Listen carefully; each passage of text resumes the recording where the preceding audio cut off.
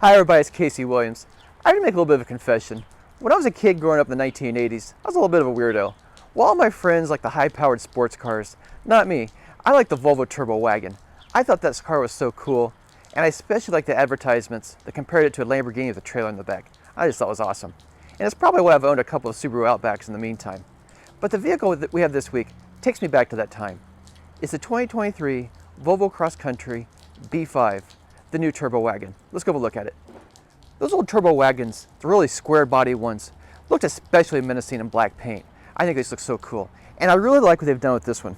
I like it in black. I'm glad it's black. I think it looks so super cool.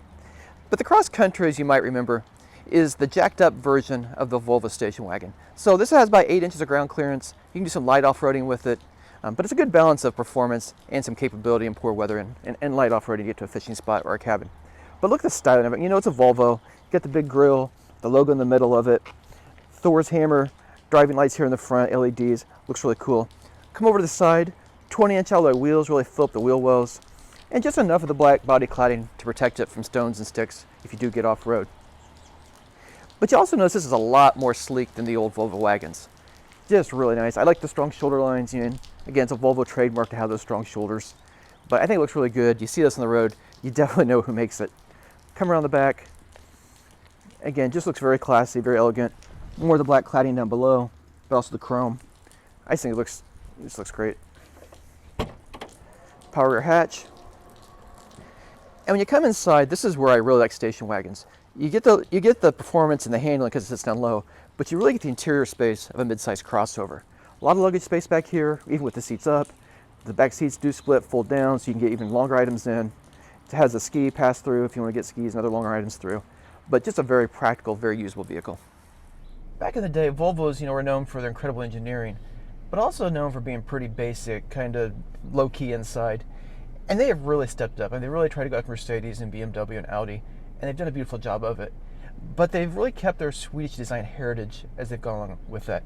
Things like the Oriforce crystal gear selector here in the center console, the light wood grain here on the console, here on the dash, and the stitched coverings. Everything just feels very classy, it feels very expensive, but it doesn't feel ostentatious in any way. It just feels like it's just well designed with nice materials. And I really like, just the overall design and the features in this car. This has the Nappa leather seats. It's an upgrade with the extendable cushion on the driver's side. But they're heated and ventilated in the front. Nice, thick, heated, leather-wrapped steering wheel. And it gets hot, hot, hot to the touch. I mean, it's almost untouchable hot, but it's great in the wintertime. Even if your gloves are on, you can feel it. In the back, you get heated seats. It's got 4-zone automatic climate control. Each passenger gets their own. And I like the touch screen, too. I like the previous version of this. It used to have where you could swipe it one way and you'd have all the safety systems. You could click and deselect things you want. You click a couple times, you come over and you can do all the audio settings in the middle as navigation. So this has really got it all on one screen. Most people probably find this a little bit easier to use, but I did like the old way of doing it too. Easy connect your devices. You got Apple CarPlay, Android Auto, connect right in there, Bluetooth of course. A lot of space here in the center console. But one of the features that I really like that Volvo has is the Bowers & Wilkins audio system. It sounds superb. You can set it for concert hall sound, and it sounds like a concert hall. You can set it like a jazz club, just a lot tighter sound. Just absolutely stunningly beautiful. I like Bowers & Wilkins so much. I even went bought my own headphones and listened to them too. So I'm really impressed with what they do. But some of the nice features in the car, you got the twin panel sunroof up above. I like the flat screen instrument cluster. I've got the navigation system set up in it right now. Above that, it's got a heads-up display, so it's got speed and navigation. Projects it out over the hood. Looks like it projects it out over the hood. Very nice too. And just the metal on the speaker grills and the stitching, and the Volvos have always been very comfortable. This one's especially so. Volvos are also known for being unbelievably safe, and that is true of this one. So this has automatic emergency braking. It's got adaptive cruise control, rear cross path detection with auto brake, lane keep assist with steering assist, blind spot warning. Pretty much the full suite of safety systems on top of a body structure that's very well designed to protect passengers in impact. Well, this wagon gives up very little in terms of performance to a sport coupe or a sports sedan. This has a 2-liter turbocharged 4-cylinder engine, delivers 247 horsepower and 258 pound-feet of torque. Routes that to the all-wheel drive system to an 8-speed automatic transmission. I like it. I mean, again, 247 horsepower and a mid-size wagon/crossover isn't a lot of power, but it's plenty of torque, and this car does, I think it moves out pretty well going down the highway. This also has a light hybrid system on it. It contributes 13 horsepower and a little bit of torque to it. So that helps the fuel economy, helps you, kind of get off the line a little bit faster, but also helps you in traffic. Fuel economy is pretty good, 23 miles per gallon in the city, 30 on the highway.